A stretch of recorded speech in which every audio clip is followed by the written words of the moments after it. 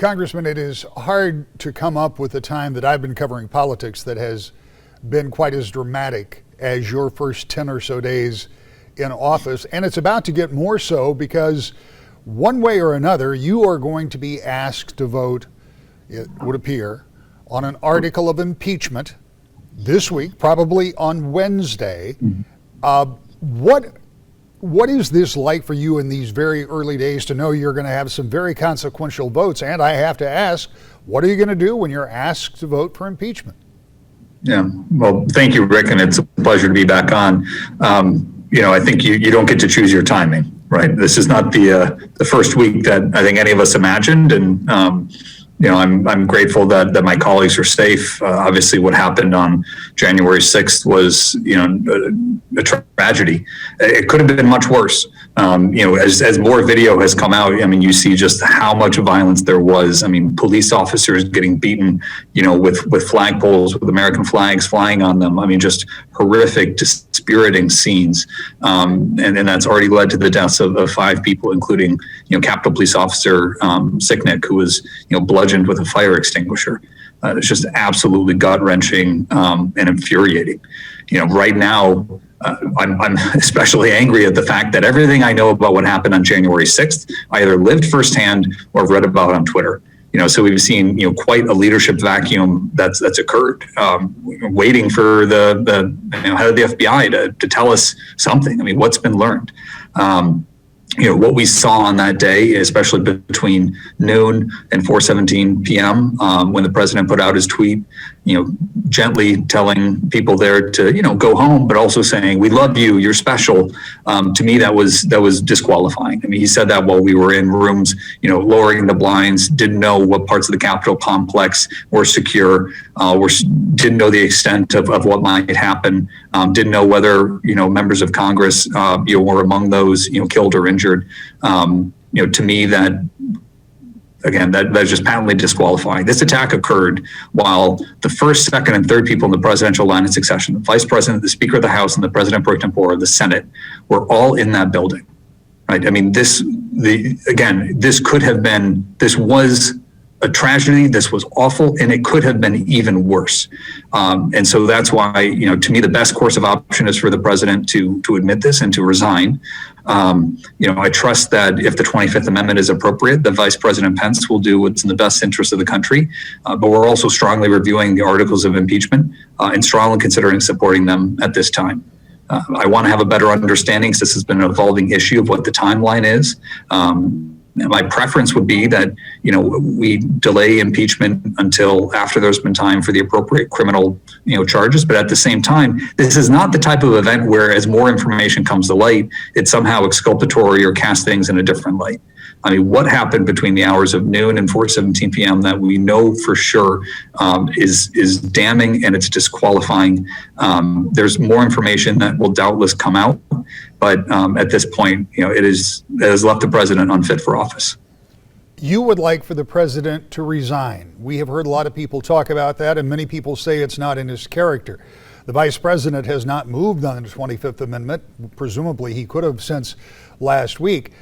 But then the question comes, and I'm not an attorney, so I certainly can't answer it, but can you impeach a president if he's already out of office? You can impeach a president if he's out of office. The impeachment is the one, crime for which there's no pardon in this case. Though obviously the constitutionality of a self-pardon is up for debate, and it hasn't been decidedly ruled upon. And I think that's, not only, there are several ways, 3 potential ways that President Trump leaves office, either due to, the 25th Amendment, due to impeachment, which would require, not only the House to vote, but also the Senate to vote, within the 9 days that are remaining, or simply the passage of time. I think the broader question about impeachment is also, leaving an individual unable to run for office in the future. And again, the events of January 6th are uniquely and extremely disqualifying for any future run at office. What are you and your colleagues discussing as you prepare to head back? Votes on Tuesday night at 7 o'clock or 7:30. Presumably that will be on the resolution that They tried to pass with unanimous consent earlier today. For people who don't know, that's where you have a voice vote, and if nobody objects, it moves forward. Somebody did object, so you come back and do a roll call vote on that, and then maybe 24 hours later, whatever article of impeachment is brought forth.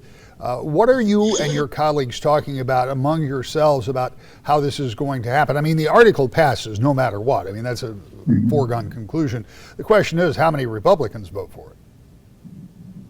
And that's an open question right now. I think, again, it's hard to overestimate the fact that, this was an attack on, the Article 1 institutions of this country, on our legislature, on the, House of Representatives, and on the Senate. There's some of my colleagues who understand that and have internalized it, and there are some who are still in denial and continuing to propagate, some of the lies and misinformation that they've been telling, their followers. I'm a strong believer you need to tell people what they need to hear, not what they want to hear. And not everybody is doing that right now, and I think that's essential. But as for those conversations, again, those are evolving. I mean, this has been obviously not only a chaotic first week, but also something where what we might know one moment will change the next. So we're having to stay up to date. Again, my preference would be, that we're able to focus on getting the vaccine out as rapidly as possible. I know Michigan just went to phase 1B today, expanding eligibility for teachers, childcare, folks in the childcare profession, and those over the age of 65. I got my COVID vaccine, the first dose today. I wish our full energy was being able to devote to that, but we have thorny constitutional questions that are pressing before us that we need to address right now. Given that you are very new in this job, I don't mean to ask you things about which you may not know, but I mean, you've been there long enough and you obviously have an understanding of what happens there. There is a lot to be done in the next 100 days. One of your colleagues on the other side of the aisle suggested that impeachment might wait for a while until the new president, the incoming president, gets his cabinet appointees approved and is working on a COVID-19 rollout. Is whatever happens on that front something that, from your perspective, should happen right now and simultaneously with a new administration coming in, or can you actually wait? It could wait, and that's also the question: is if the Senate's not willing to take it up, is it even worth having it at this time when it may be delayed on the Senate side as well? And again, the clock runs out, on the Trump presidency. My preference would be that we wait until we have an opportunity to conduct a more thorough investigation, and that could potentially be dovetailed with at least initial findings from a bipartisan commission on what went down on January 6th. As I said earlier, everything I know about that day, I either experienced firsthand or read on Twitter. We have not seen the information that we need, though what we do know right now, as I said earlier, is uniquely damning and disqualifying. When you make those kind of statements, and I've been following some of your comments on social media, you had an op-ed in the newspaper. I mean, you've come out in a very strong way talking about the wrongness of what happened on January 6th. What does that do with your relationships with fellow Republicans, even some of whom continued with their objections to the certification of the Electoral College, even after the Capitol was stormed by that angry mob? I think we'll get a better sense of that. We have a conference meeting coming up here shortly. But I mean, make no mistake, there are folks who are furious at what happened, and there are those who, whether it's because they feel some degree of culpability or otherwise, would just prefer to move on. I would love to get to the point where we can talk about unity, but first we need to make sure that there's accountability in terms of what happened, because we can never allow the violence that we saw on January 6th to occur again with the type of official complicity that was egging it on. That was kind of sending out messaging that was intended one way but could be understood in another. And that's something that deeply concerns me. I mean, Rick, if you remember when we talked the day before, I spoke of my fear that there would be violence. Today, I speak of my fear that there might be continued violence.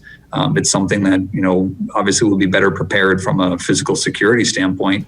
But, a lot of the members, such as myself, who have been a little bit more outspoken on this issue, our assumption is that someone will try to kill us. That is our operating mindset right now. We're taking appropriate physical security measures in order to ensure that isn't the case.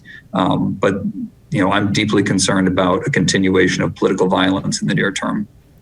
You are no stranger to being in war zones. You have been there firsthand. You also understand a little bit about logistics and security.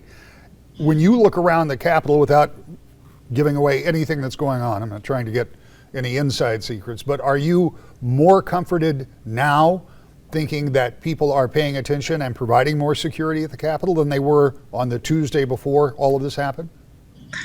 I mean, I guess from a safety standpoint, it's a bit more reassuring. Just from a patriotic standpoint, though, it's heartbreaking. I mean, the idea that we have to have, tall fencing and National Guardsmen encircling, some of the symbols of our democracy to keep them safe, it's sad. I mean, in this moment, it's necessary, but it's sad. Again, from a safety standpoint, I understand it, but I hope we get to the point where we can rebuild trust in the civic and social fabric so that we don't have to assume threats around every corner, but can move forward as a country. Congressman, I'm going to leave it right there. Thank you for your however many interview in these few short days. Thanks a lot. Stay safe, and I assume we'll talk tomorrow. Thank you, Rick. All right, thank you.